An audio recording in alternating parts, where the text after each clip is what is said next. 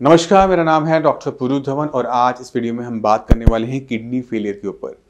Kidney failure क्यों होता है, किन कारणों से होता है और किस तरह से किडनी फेलियर के पेशेंट अपने क्रिएटिनिन को डाउन कर सकते हैं, किस तरह से वो किडनी फेलियर को रोक सकते हैं, इन सब के बारे में हम चर्चा करेंगे इस वीडियो के अंदर। किडनी फेलियर एक वो कंडीशन होती है जिसके अंदर हमारी किडनी या तो कम काम करती है या काम करना बंद कर देती है। अब हमारे शरीर के अंदर जो किडनी का काम है वो बहुत इंपॉर्टेंट होता है। उसका काम होता है बॉडी में जितना भी वेस्ट मटेरियल बन रहा है उसको बॉडी से बाहर निकालना। अब सोचो कि अगर आपकी किडनी काम कम कर दे या बंद कर दे तो आपके शरीर में क्या देखने को मिलेगा कि जो गंदगी शरीर बना रहा है वो शरीर से बाहर नहीं जा पाएगी क्योंकि किडनी काम नहीं कर पा रही। अब वो गंदगी क्या होगी, इकट्ठी होगी। कहाँ इकट्ठी होगी? हमारे खून में इकट्ठी होगी। जब हमारे ब्लड के अंदर इम्प्योरिटीज बढ़ती हैं, क्रिएटिनिन बढ़ता है, यूरिया बढ़ता है, तब जाके हमें पता लगना शुरू होता है कि हमारी किडनी खराब होनी शुरू होगी, जिसको आप KFT टेस्ट भी कहते हो। मगर समझने वाली बात यह है कि किडनी कभी भी अपने आप खराब नहीं हो सकती। हमेशा किसी भी चीज़ के लिए उसका पीछे कारण ज़रूर होता है।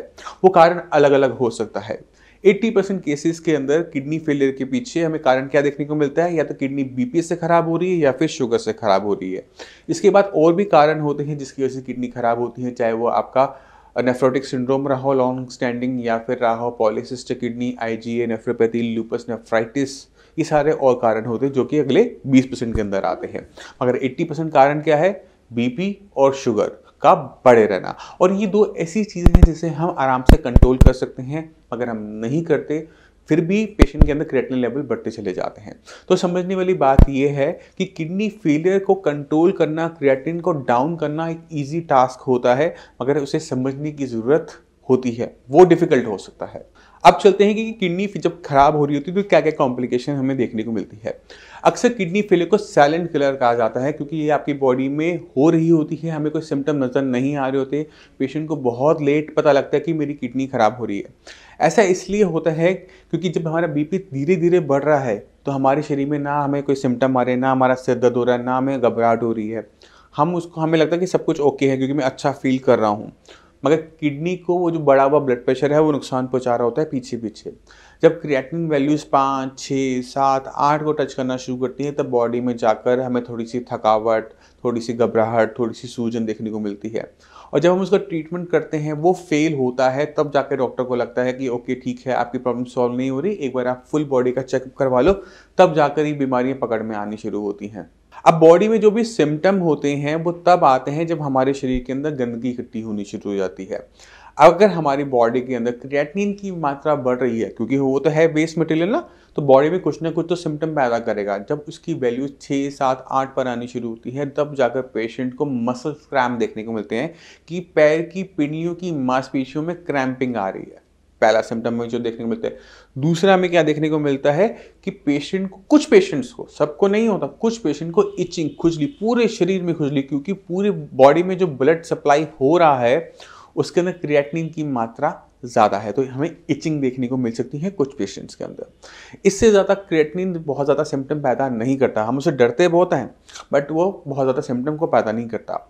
ज़्यादा सिम्टम पैदा क्या करता है? यूरिया। अगर आपके शरीर में किडनी की कम काम करने की वजह से यूरिया की मात्रा बढ़ रही है तो सबसे बुरा असर उसका ब्रेन पे पड़ता है कि हमें भूख लगना बंद हो जाती है। अब ये जो भूख है ये हमारे पेट भरने की वजह से नहीं खत्म होती, ये इसलिए खत्म होती है कि ब्रेन के अंदर जो हिस्सा हमें ये बताता है कि अब आपको खाना खाना है वो ढंग से काम नहीं कर पा रहा होता। तो पेशेंट की भूख धीरे धीरे कम होनी शुरू होती है। पेशेंट के सामने खाना आता है, पेशेंट को उबकाइयाँ आनी शुरू होती है कि मैं ये खाना नहीं खा सकता, मेरा पेट भरा हुआ है, क्योंकि उसको लगता है कि उसका पेट सच्ची में भरा हुआ है जबकि वो खाली होता है। ये इसलिए क्योंकि यूरिया एक जो है नाइट्रोजनस वेस्ट मटेरियल है, ये हमारे ब्रेन पे बहुत बुरा असर डालता है।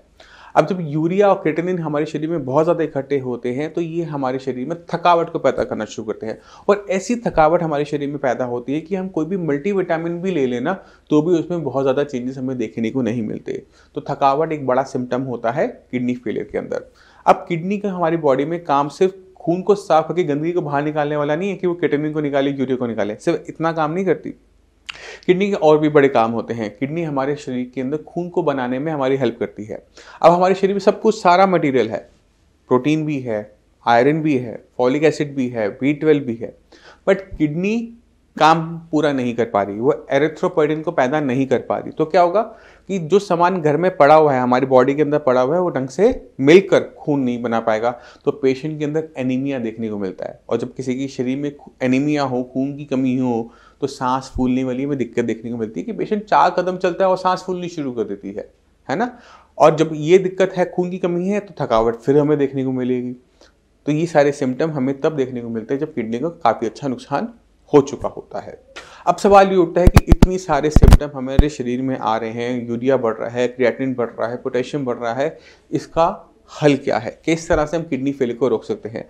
तो किडनी फेलियर को एक सेल्फ प्रोग्रेसिव डिसऑर्डर माना जाता है, एक ऐसी बीमारी जिसके अंदर आपको हो गई, शुरुआत हो गई, 1% भी किडनी खराब हो गई तो वो 100% खराब होगी ही रहती है, चाहे आप दवाई खाओ या ना खाओ। इसको इस तरह से माना जाता है। मगर एक्सेप्शंस हर जगह होते हैं। आपको ऐसे केसेस देखने को मिलेंगे जहां पे अच्छा रिवर्सल भी होता है। इसके लिए आपको समझना पड़ेगा किडनी के स्ट्रक्चर को, कि किडनी के पास खूबी क्या है। अब अगर हम अपने शरीर के बारे में बात करें, शरीर के अंगों के बारे में बात करें, तो हर एक शरीर की खूबी है, एक अंग की खूबी है। वो खूबी कैसे? जैसे लीवर है, अगर आपके लीवर को किसी टाइप का डैमेज है कि आप अल्कोहल ज़्यादा लेते हो, डैमेज हो जाता है, तो काफ़ी हद तक वो अपने आप को रीजनरेट कर लेता है और आपकी कंडीशन रिवर्स बैक हो जाती है ना। मगर उसके पास रीजनरेट करने की पावर है तब। इसी तरह से हमारी जो किडनी है, उसके पास पावर होती है अपने फंक्शंस को बढ़ा लेने की। अब सवाल उठता है कि मैं सही कह रहा हूँ, गलत कह रहा हूँ, ऐसा एक सवाल आपके माइंड में आ रहा होगा। अब आप इमेजिन करो कि आपकी किडनी को डैमेज हुआ है, स्टोन की वजह से पस पड़ गई, या फिर एक्सीडेंट हुआ था, कोई चीज़ अंदर घुस गई और आपकी किडनी डैमेज। अब एक किडनी होने के बावजूद मैक्सिमम लोगों के अंदर क्रिएटिनिन लेवल्स, यूरिया लेवल्स नहीं बढ़ते। अब सोचने वाली बात यह है कि ऐसा कैसे हो सकता है कि पहले 2 किडनी काम कर रही थी, अब 1 किडनी काम कर रही है, तो किडनी के फंक्शंस हाफ हो जाते हैं, तो क्रिएटिनिन यूरिया को बढ़ना चाहिए था, है ना, नेचुरल तरीके से बढ़ना चाहिए था मैथमेटिकली। बट ऐसा होता नहीं है। क्यों नहीं होता? क्योंकि किडनी अगर एक भी होती है तो भी वो अपने फंक्शंस को बढ़ाकर ब्लड को अच्छे तरीके से साफ कर देती है, क्रिएटिनिन को निकाल देती है, यूरिया को निकाल देती है।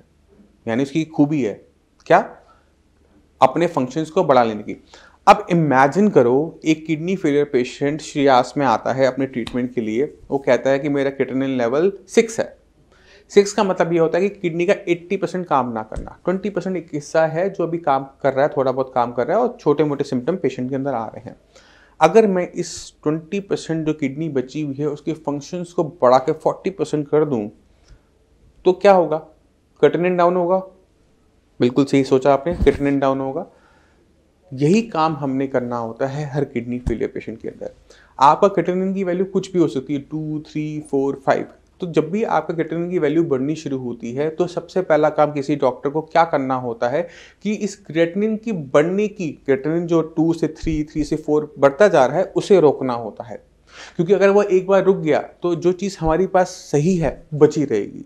तो हमने उसकी प्रोग्रेसिवनेस को रोकना है, और उसके लिए हमें थोड़ा सा जाना पड़ता है और गहराई में। किडनी जब हमारी खराब हुई थी तो उसके पीछे कारण क्या बताए थे मैंने आपको? BP, sugar, IgA nephropathy, polycystic kidney, ये इसकी जड़ है। अगर इस जड़ को निकाल दे तो जो किडनी मेरे पास 20% है उसे नुकसान होगा या नहीं होगा? नहीं होगा, वो बच जाएगी। तो हमने पहला काम क्या करना है? बीमारी की जड़ को आइडेंटिफाई कर उसको निकाल देना है। तो अगर आपकी किडनी बीपी से खराब हो रही है तो बीपी पे काम करो, बीपी को नॉर्मल वैल्यू से रखो, थोड़ा सा नीचे रख लो, थोड़ा सा ऊपर मत रखो। शुगर अगर आपकी हाई है, शुगर से आपकी किडनी खराब हो रही है, तो शुगर को थोड़ा सा लो रखो, लो मत रखो, उसे नॉर्मल रेंज के अंदर रखो, हाई मत जाने दो, है ना।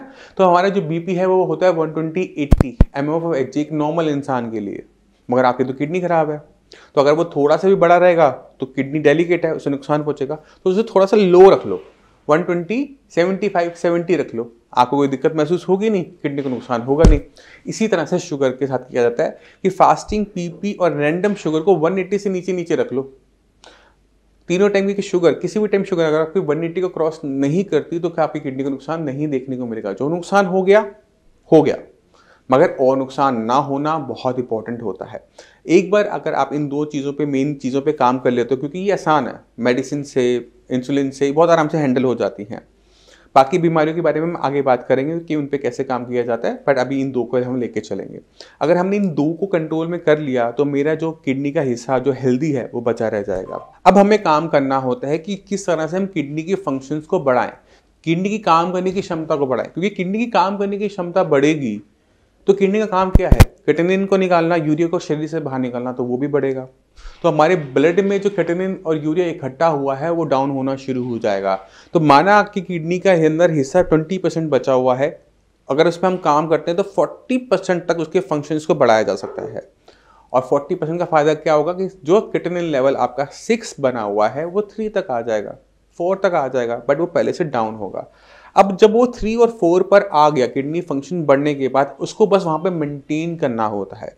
अब ये सुनने में बहुत आसान लगता है कि मेंटेन ही तो करना है, बट इतना आसान काम नहीं होता। इसके लिए हमें रेगुलर काम करते रहना पड़ता है, ना सिर्फ बीपी पे, शुगर पे, बाकी बॉडी के फंक्शंस पे काम करना, क्योंकि बीमारी की का नेचर क्या है, अपने आप बढ़ना। हमने उसको रिवर्स कर रखा है, रोक रखा है दवाइयों से। तो वो जो हमने पकड़ बना रखी है बीमारी के ऊपर, उस पर बनाए रखना, जो डाइट में बदलाव कर रखे हैं उनको बनाए रखना। अगर हम सारी चीज़ों पे, डाइट पे, मेडिसिन पे, बीपी शुगर पे कंट्रोल तरीके से काम करते रहते हैं, अपनी बीमारी को गहराई से समझ जाते हैं और उस पर काम करते रहते हैं, तो लंबे टाइम तक हम डायलिसिस और ट्रांसप्लांट जैसी चीज़ों से बहुत आराम से बच जाते हैं। ना सिर्फ हमारी कॉम्प्लिकेशंस खत्म होती है, किडनी फंक्शन सुधरते हैं, हमारी बॉडी हेल्दी बनी रहती है। अब मैं चाहता हूं कि आप कुछ किडनी फेलियर के पेशेंट से मिलें, उनकी इंटरव्यूज़ देखें, उनकी रिपोर्ट्स देखें। मेरा नाम राहुल है, मैं कोलकाता से हूँ। मैं साई संजीवनी में आया था अपने चेकअप के लिए। पहले मेरी क्रिएटिनिन लेवल काफ़ी ज़्यादा था, लेकिन जब मैंने ट्रीटमेंट चालू किया तो उसके बाद मेरी सेहत में भी काफ़ी अच्छा असर आया और मेरे हेल्थ भी सही है अभी, और क्रिएटिनिन लेवल भी कम है। पहले मेरी क्रिएटिनिन लेवल यहाँ पर चेकअप करवाने से पहले मेरा 8.44 था। तो यहाँ पर जब से मैं चेकअप करवाने आया हूँ, डॉक्टर से बात हुआ था, डॉक्टर ने मेडिसिन दिए, उसके बाद से मेरे क्रिएटिनिन लेवल धीरे धीरे घटता गया और आज के टाइम पे मेरी क्रिएटिनिन लेवल 1.74 है। जब मेरे यहाँ पर ट्रीटमेंट चालू हुआ था तो मेरी हालत बहुत ज़्यादा ख़राब था। पहले मेरे सांस में थोड़ा सा सांस प्रॉब्लम था, सांस लेने में प्रॉब्लम होता था, हाथ पाँव में स्वेलिंग था, मैं सही से चल फिर नहीं पाता था, थोड़ा सा भी चलता था तो मेरे सांस फूल जाते थे बहुत ज़्यादा।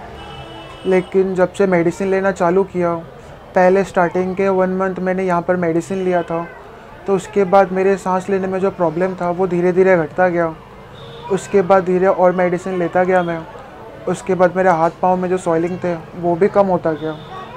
बाकी अभी तो मैं फ़िलहाल बिल्कुल सही हूँ। डॉक्टर सर ने जैसा मुझे बोला है वैसे ही ले रहा हूँ, और मेरी अभी तबीयत भी सही है।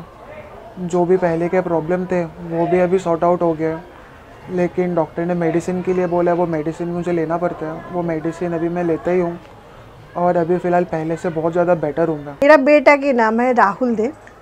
बेटा छोटा उम्र से बीमार है। बेटा को 99 से किडनी का प्रॉब्लम है। तो अभी इतने दिन के बाद धीरे धीरे डॉक्टर दिखाया, भेलोर में दिखाया, कलकत्ता में भी दिखाया, सारा जगह में दिखाया, कम से कम 100 डॉक्टर दिखाया, कोई कुछ नहीं कर सकता है। लास्ट में तो बोल दिया है उसने जिसको डायलिसिस कराना है। तो पता नहीं भगवान मेरा को ये डॉक्टर कहाँ से मिला दिया, जो मिलने के बाद मेरा बेटा को 15 दिन दवाई खाने के बाद मेरा बच्चा इतनी सही होने लग गया। मेरा तो पूरा दिल ऐसे हो गया जो मेरा बच्चा अभी सही हो जाएगा। तो पता नहीं अभी तो बिल्कुल धीरे धीरे इतनी कुछ करने के बाद अभी तो बिल्कुल सही हो रखा है। आज मैंने गया था डॉक्टर के पास, दिखाया सारा रिपोर्ट। सर ने बोला है और कोई चिंता नहीं है, धीरे धीरे ठीक हो जाएगा। अभी ठीक हो ही गया है वो। मैंने फर्स्ट स्टार्टिंग में जब भेलोर गया था दिखाने के लिए, तो उधर सारा चीज़ होने के बाद, सारा टेस्ट वगैरह होने के बाद लास्ट में काला डबलेट हुआ है। वो देख के डॉक्टर बोला है इसको और कोई कुछ होने वाला है ही नहीं, कोई दवाई से भी कुछ नहीं होने वाला है, इसको तुरंत इसको डायलिसिस कराना है। तो मैंने उधर चुपचाप रो रो के घर आ गया। घर आने के बाद फिर उसको तबीयत ख़राब हुआ, तो मैं लेके गया हॉस्पिटल में, हमारा उधर पीजी हॉस्पिटल में लेके गया था। उधर 15 दिन भर्ती था। डॉक्टर ने उसको बोल दिया बिल्कुल एकदम, और उसको कुछ करने वाला है नहीं। 10 मिनट का टाइम दिया था, फिर भी मैंने उधर कुछ नहीं किया। बोले इतना घर लेके जाऊँ। मैं घर लेके आया। फिर घर आने के बाद वो ऑफिस गया। ऑफिस में जाके अहमदाबाद हॉस्पिटल में उसको भर्ती किया था। अहमदाबाद में 15 दिन आईसीयू में था। फिर उसके बाद उधर से उधर डॉक्टर बोला इधर कुछ होने वाला है ही नहीं, आप लेके जाओ। फिर घर लेके आया। घर लेके आने के बाद फिर बीमार हुआ। उसको बीमार होने के बाद फिर लेके गया हॉस्पिटल, पीजी हॉस्पिटल में। उधर दिखाया, बोला लास्ट और कुछ नहीं है। उसको ऐसी हालत हो गया कि डॉक्टर बोल रहा है आप बॉन्ड सही करो, 10 मिनट का टाइम है, ये लास्ट का ये दवाई है, ठीक हो जाएगा तो ठीक है, नहीं तो कुछ करने वाला है ही नहीं। फिर मैंने रो धो के 15 दिन उधर रख के घर लेके आया। उसके बाद इसको दीदी है, उसने बोला था मम्मी उसमें यूट्यूब में देखो, दिल्ली में आयुर्वेदिक हॉस्पिटल है, साई संजीवनी हॉस्पिटल है, एक बार भगवान के पास से ये करके देखो, जो होगा होगा। मेरा भैया को देखो आपने, तभी यूट्यूब से उसको एड्रेस सब कुछ लेके हमने डॉक्टर से बात किया, ऑनलाइन में बात उत करके दवाई लिया। कह रहे 15 दिन के दवाई खा के देखो कितनी असर हो रहे हैं। तो 15 दिन के दवाई खा के क्रिएटिनिन, पहले क्रिएटिनिन था 8.44, उसके बाद 15 दिन के बाद वो लगा है 6.6 में आया ना, हाँ 6.6 में आया। फिर 15 दिन के दवाई खाने के बाद उसमें आया 4 पॉइंट, कोई कितनी 4 हाँ 5 था, हाँ 4.5 था। इसे धीरे धीरे 6 महीने में एकदम 1.7 में आया। बस इतनी दूर था। आज लास्ट दिखाया, डॉक्टर ने बोला बहुत सही है और कुछ नहीं है, चिंता नहीं है, दवाई तो खाना ही है। तो आपको कुछ चीज़ें समझ में अब आने लग गई होंगी कि किडनी फेलियर कंडीशन कैसे है और किस तरह से हम क्रिएटिनिन और यूरिया को कंट्रोल कर सकते हैं। अब मैं चाहता हूं कि आप आज रात पूरी की पूरी इस चैनल पे जितनी भी वीडियोस हैं, एक एक वीडियोस को पूरा का पूरा देखें। डाइट क्या है, कौन सी एक्सरसाइज करनी होती है, किस तरह से हमने बीपी शुगर को कंट्रोल कर रखना ज़रूरी है। बहुत सारी बात ऐसा होगा कि आपको चीज़ें रिपीट लग रही होंगी, मगर आप धीरे धीरे इन रिपीटेशन से, उन्हीं बातों को बार बार सुनने से आप काफ़ी कुछ समझ जाएंगे, क्योंकि वो चीज़ें इंपॉर्टेंट है और आपका उसे बार बार बताने का मतलब ये है कि आप उसे याद में रखें। तो मैं उम्मीद करता हूँ इस वीडियो से आप किडनी फेलियर को कुछ हद तक समझ गए होंगे और बाकी वीडियोस को देखकर आप किडनी फेलियर को और गहराई से समझ जाएंगे। फिर भी आपके माइंड में कोई भी डाउट हो, कुछ भी पूछना चाहते हो, तो साई संजीवनी के श्रेयास के डॉक्टर साहब के अवेलेबल हैं, आप उनसे बात कर सकते हैं, आप अपॉइंटमेंट लेकर मुझसे भी आकर मिल सकते हैं। अब इसी के साथ आप सभी से मैं चलने की आगे चाहूँगा। मिलते हैं अगली वीडियो में, तब तक के लिए नमस्कार।